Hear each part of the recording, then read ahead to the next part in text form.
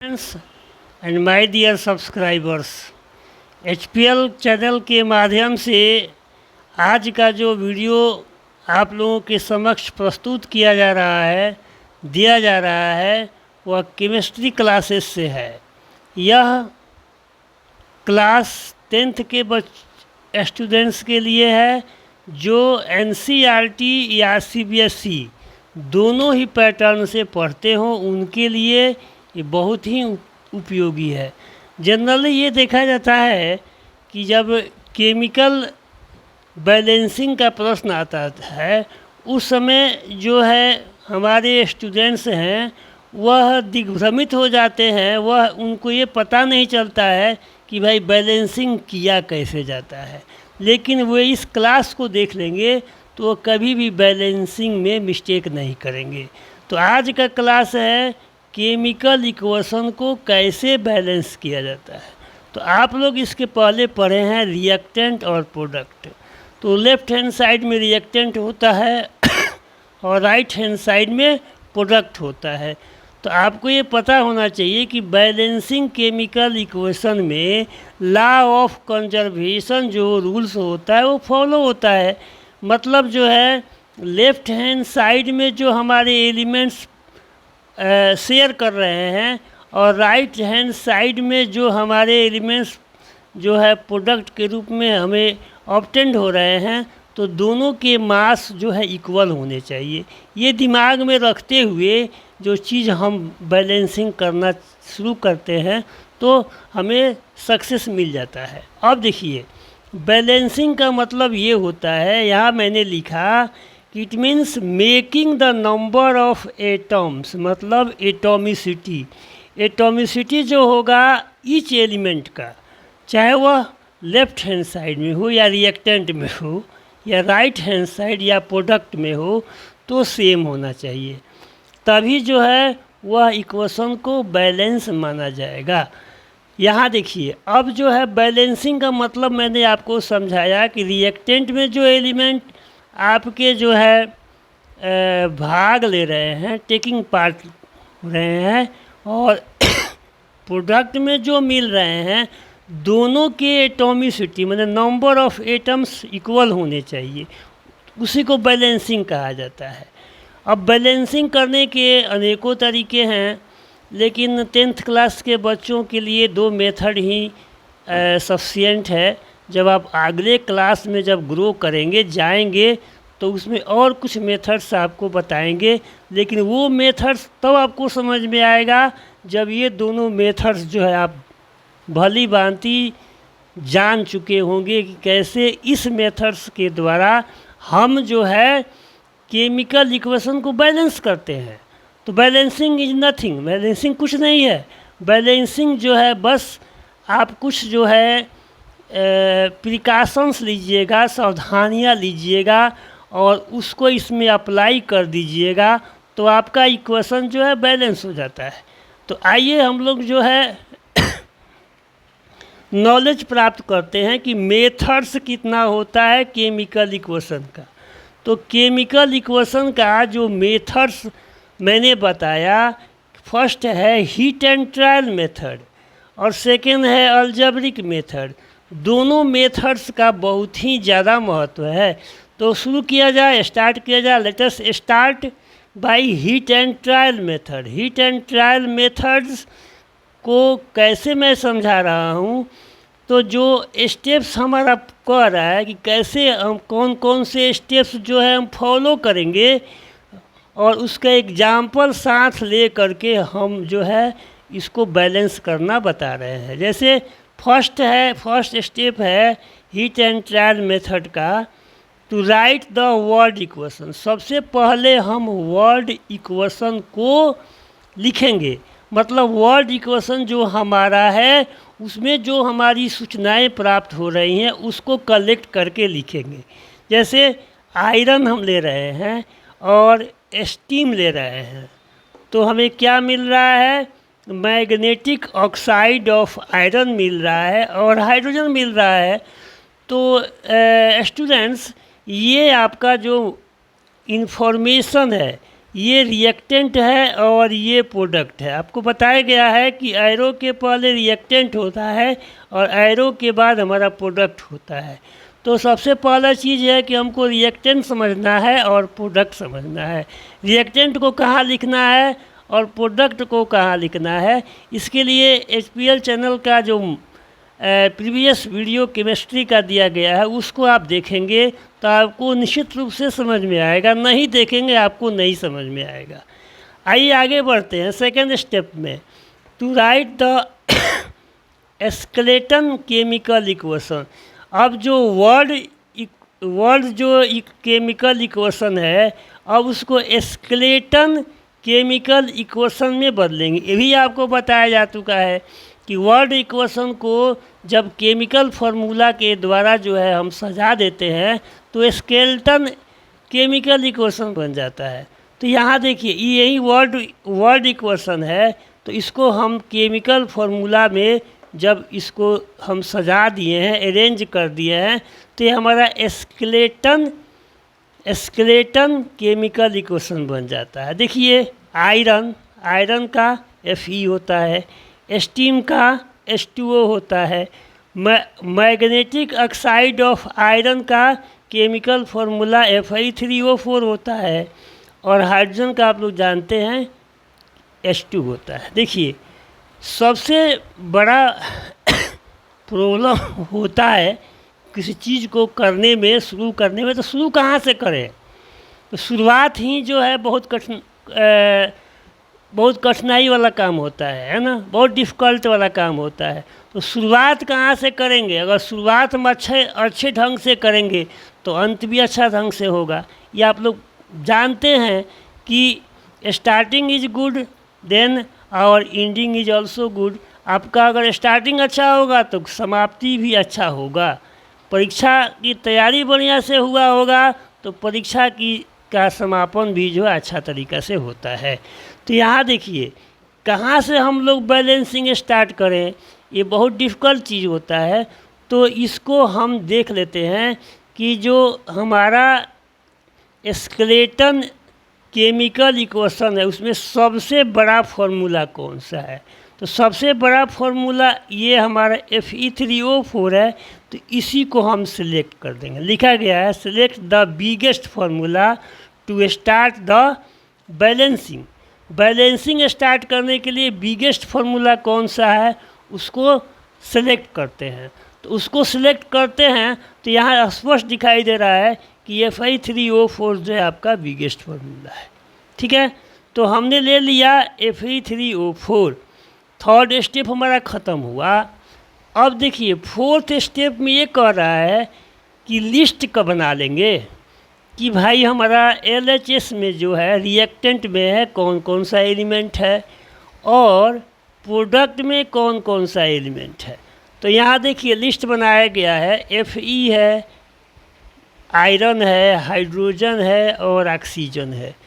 ये ऐसे हमारे एलिमेंट है जो दोनों तरफ है, लेफ्ट हैंड साइड में भी है, राइट हैंड साइड में है।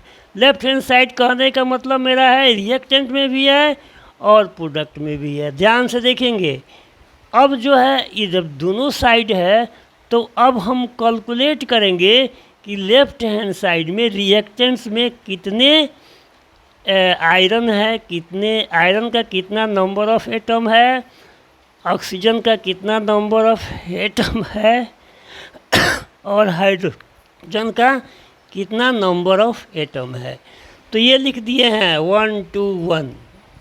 ठीक है, यहाँ देख सकते हैं आप, यहाँ देख सकते हैं इसमें कि आयरन 1 है तो मैंने 1 लिखा। यहाँ देखिए हाइड्रोजन यहाँ 2 है, रिएक्टेंट में 2 लिखा। ऑक्सीजन यहाँ 1 है इसलिए मैंने यहाँ 1 लिखा।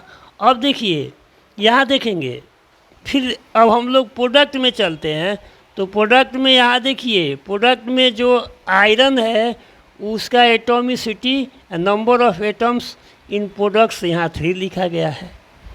यहाँ देखिए यहाँ जो हाइड्रोजन 2 है तो यहाँ 2 लिखा गया है, 2 है, और ऑक्सीजन यहाँ 4 है। तो ये सब को हमने कलेक्ट कर लिया।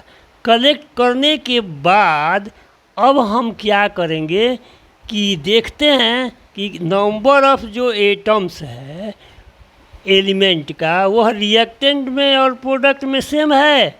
अगर सेम है तो ऑटोमेटिक बैलेंस है, और नहीं सेम है तो उसको हम लोग इक्वल करेंगे। कैसे करेंगे तो देख लेते हैं कि कहाँ कमी है, कैसे करेंगे।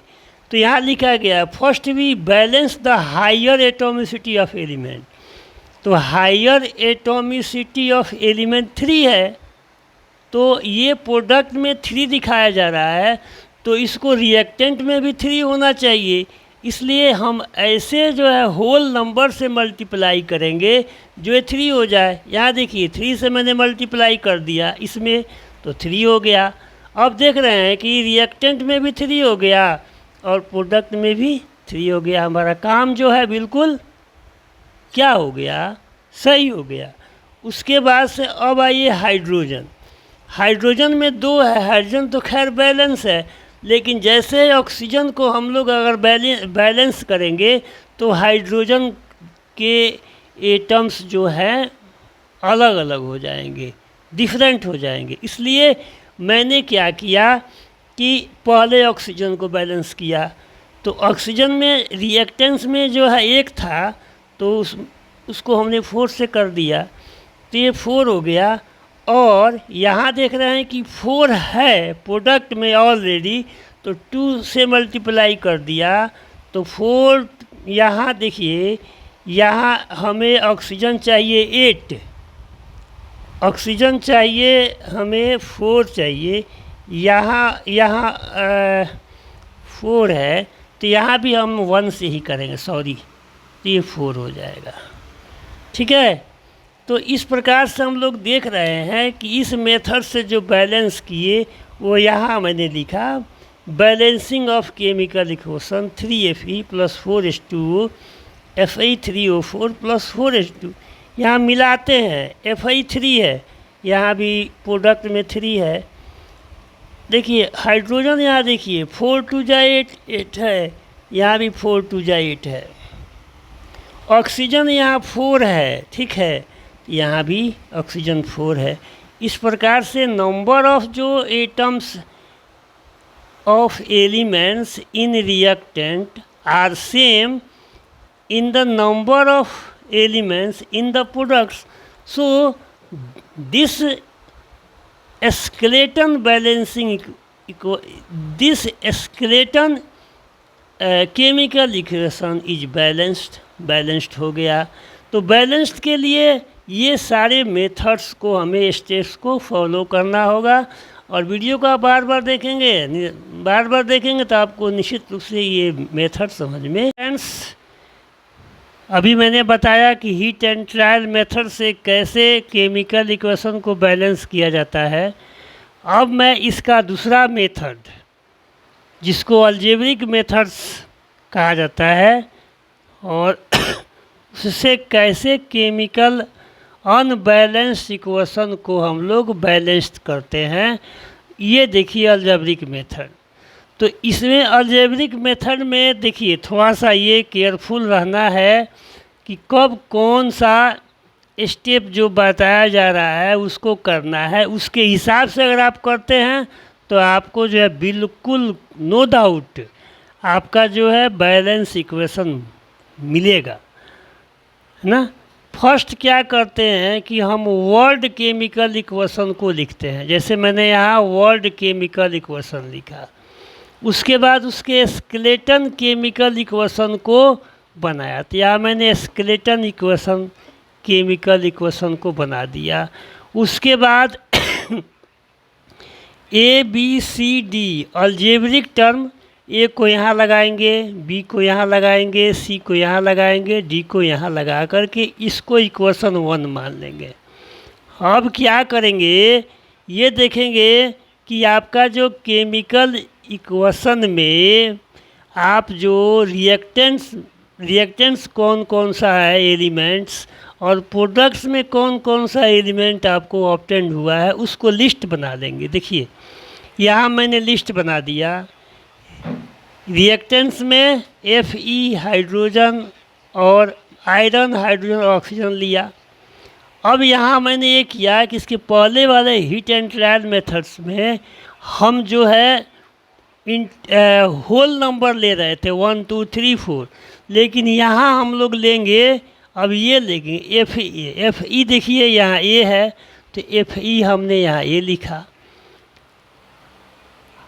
यहाँ देखिए हाइड्रोजन के पहले मैंने B लगाया तो यहाँ 2 लगा हुआ है, तो 2 से B में मल्टीप्लाई कर देंगे तो यहाँ जो है 2B हो गया। यहाँ देखिए हाइड्रोजन में यहाँ 2 है तो इसके पहले D लगा है तो 2D मैंने लगाया।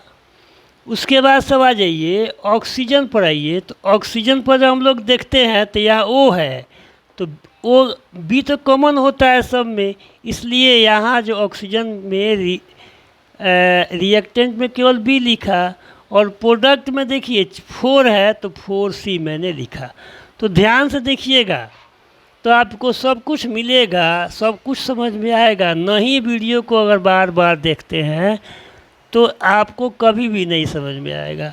एक बार में नहीं समझ में आएगा, 2 बार में समझिए। देखिए इसको एक बार फिर मैं एक बार और समझा रहा हूँ आपको। Fe यहाँ देखेंगे, यहाँ Fe है, A है तो मैंने A लिखा। रिएक्टेंट में Fe यहाँ देखिए 3 है तो मैंने 3C लिखा, चूँकि Fe के पहले 3C लगा है इसलिए मैंने 3C लिखा प्रोडक्ट में। फिर देखिए B अब हाइड्रोजन का लेते हैं तो हाइड्रोजन का देखते हैं कि रिएक्टेंट में कितना है, तो रिएक्टेंट में 2B है तो मैंने 2B लिख दिया।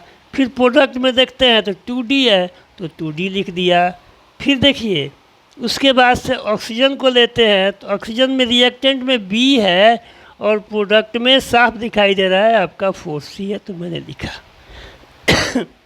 स्टेप 5 में क्या करते हैं, ऐसा एक एलिमेंट्स या कंपाउंड चूज करते हैं, ठीक है, रिएक्टेंट में हो चाहे प्रोडक्ट में हो, जिसका एटॉमिसिटी बहुत कम होता है, लेस होता है। तो यहाँ देखिए मैंने चूज किया यहाँ पर C को 1 माना, तो C एक ऐसा एटॉमिसिटी है जो Fe का है, जो कि आपका रिएक्टेंट में है, जिसका एटॉमिसिटी सबसे कम है, इसलिए C को मैंने 1 माना। अब अप्लाई कर देंगे बैलेंसिंग का, तो बैलेंसिंग का हम लोगों का कंडीशन होता है कि number of atoms of elements in reactant equal to number of atoms of elements in product. मतलब रिएक्टेंट्स में एलिमेंट्स का जो एटॉमिसिटी होता है वही प्रोडक्ट के एटॉमिसिटी के इक्वल होता है। बैलेंसिंग करेंगे तो देखिए A इक्वल टू 3C हो जाएगा, 2B इक्वल टू 2D होगा और B इक्वल टू 4C हुआ। यहाँ देखिए C का वैल्यू मैंने 1 लिया, तो यहाँ जब इसमें रखेंगे फर्स्ट इक्वेशन में रखेंगे तो 3 इंटू C तो 3 इंटू 1 आ जाएगा, मतलब A का वैल्यू हमारा 3 आ गया। मैंने यहाँ इसको कलेक्ट कर दिया, A इक्वल टू 3। देखिए B का वैल्यू जो है 4C, यहाँ से निकालेंगे, C का वैल्यू 1 है तो 4 इंटू 1 करेंगे, 4 इंटू 1 करेंगे तो B का वैल्यू आपका 4 आ गया, जो इक्वेशन C से निकल रहा है। फिर इक्वेशन जो है B को लेंगे तो 2B इक्वल टू 2D, तो हमें D का वैल्यू निकालना है, तो 2B इक्वल टू जब 2D है तो उसको लिख सकते हैं 2D इक्वल टू 2B, तो वहाँ हमने जब जैसे ही करेंगे तो D का वैल्यू हमें निकल जाएगा। तो यहाँ देखिए B का वैल्यू हमारा 4 आया है तो 4 2 जा 8 आ गया, और D का वैल्यू निकालेंगे तो D का जो कोफिशिएंट 2 है उसको इसमें डिवाइड कर देंगे तो हमारा D का वैल्यू 4 आ गया।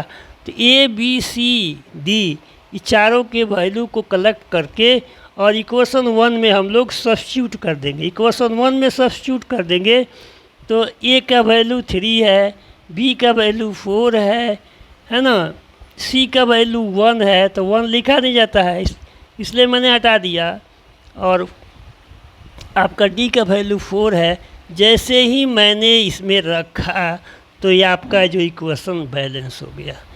तो डियर स्टूडेंट्स, आज जो मैंने बताया आपको 2 मेथड बताया, हीट एंड ट्रायल मेथड और अलजेब्रिक मेथड, दोनों मेथड से आपके अनबैलेंस्ड केमिकल इक्वेशन को बैलेंस किया जा सकता है। अब ज़रूरत यह है कि आप उस वीडियो को देखें, वॉच करें, बार बार देखें। नहीं समझ में आ रहा है तो बार बार देखें। देखने के लिए कोई आपके ऊपर रोक नहीं है, कोई ये मना नहीं करता है कि वीडियो को मत देखिए। आप बार बार देखिए, अपने मित्रों को दिखाइए, समझिए। और इस HPL चैनल के माध्यम से जो भी वीडियो दिया जा रहा है आपके लिए दिया जा रहा है। आप उसको वॉच करें, आप उसको देखें। और मुझे क्या करना है, फिर मिलते हैं अगले वीडियो में। तब तक के